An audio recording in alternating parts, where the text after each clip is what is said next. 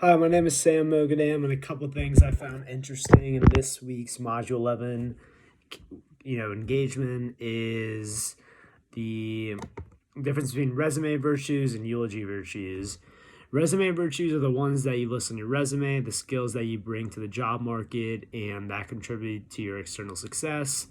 The virtues are deeper. They're the virtues that get talked about at your funeral, the ones that exist at the core of your being, whether you're kind, brave, honest, or faithful, and what kind of relationships you formed. The reason I thought this was important is because you always want to be remembered as someone like is kind, honest, and just like you want to be remembered as someone you're proud of, being like someone who people look up to, people speak highly of. And it just, in the end, that's all reflected on your actions. And I just thought, each day you gotta, be that person you want to be. So that one is something that hit home. And then just the difference between right and wrong. Doing the right thing is something that, is obviously in compliance with the law. It is something that is morally right. And then the wrong thing is something that is not in accordance with the law and is something that goes against your morals. The right way is also, something you do that is proper and suitable, while the wrong way, is the opposite and is not appropriate or suitable for that situation. So yeah, those are some things that, we've been taught that from a young age of how to differentiate what's right and wrong. And then, to this day, till you're 99, 100 plus years old, that's always going to be important. So that was something I should highlight. And then another concept is in the article, ethical leadership in a new age, was just how being they were talking about how a lot of the leaders, especially they were talking about how slavery, in order to get the highest quality of work from a lot of the workers, they would instill a certain level of fear, which in the end of course goes against a lot of people's ethics and their morals, but they didn't care about it because in the end, it's their bottom line. And the article also does reference how they do consider the people who go by this logic tyrants, dictatorships, so forth and so on. So I thought that was just kind of, it was hard to read for sure, but it's it's just, and you hear that even about companies to this day is how the workplace environment is so tough. They always keep you on your toes and, and I'm just so they can get the most out of you. I'm I understand, but it's just not, that just doesn't sound like an environment I want to be in, to be honest, especially after being, 4 years at school. The next thing I want to talk about is, reflect on your own sense of ethics. How do you know the difference between right and wrong? I'll say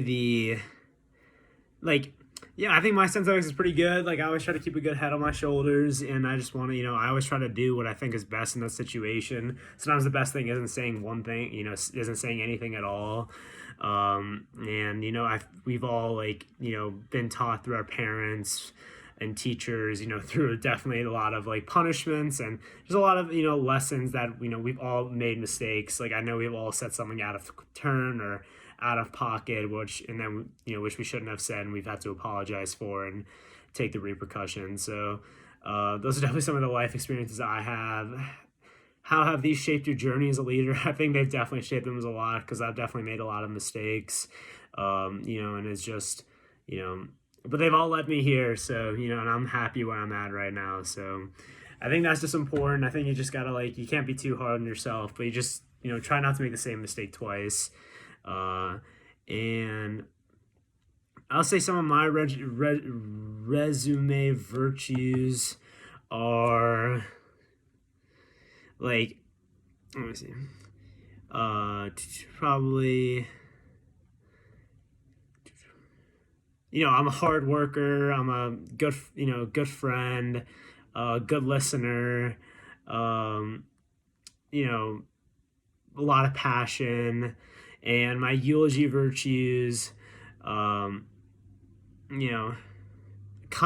brave, I wouldn't say brave. I'll say brave. I'm definitely honest.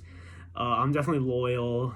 So I think those are mine, and I think hopefully my friends will say the same thing. You know, I'm a ride or die individual, so if you show kindness to me and respect, I'm 100% going to show kindness and respect to you. I just want to be treated just like how you'd want to be treated. So yeah, those are some of mine. And then find an example from the media, TV show that represents destructive leadership and or toxic triangle. I'd say this one is like an NBA player. His name's Jimmy Butler. We've seen a lot of the times there, like so this guy, he hops teams. The team is a very talented individual, but he also is like, he does instill a certain level of like intimidation in his teammates, like, you know, and that, like, and I think a lot of times that rubs people off the wrong way, and it's like, you know, force a lot of organizations to trade him. So, but that's from a real. So, but a TV show or a movie. If I don't know if anyone's seen the show Chuck, it's on HBO Max. One of my favorite shows ever.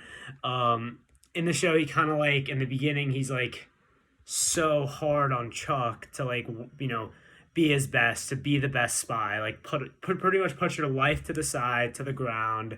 You're a spy. This is what's going to take. I don't care. You know, I know this is a big transition.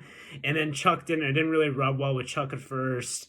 And then Casey didn't care whether it rubbed Chuck well or not. And it was just kind of like, it was definitely like, I would say destructive leadership. I think it like in the beginning, it did more harm than good to him. I still like this example, yeah, because my favorite show. And that I think it was like, even though he had good intentions, he was trying to get Chuck to be the best, the highest quality of spy. Like, even though it worked to an extent, like, there was a lot of like internal toxification, if that's a word. And that's kind of why I thought of it.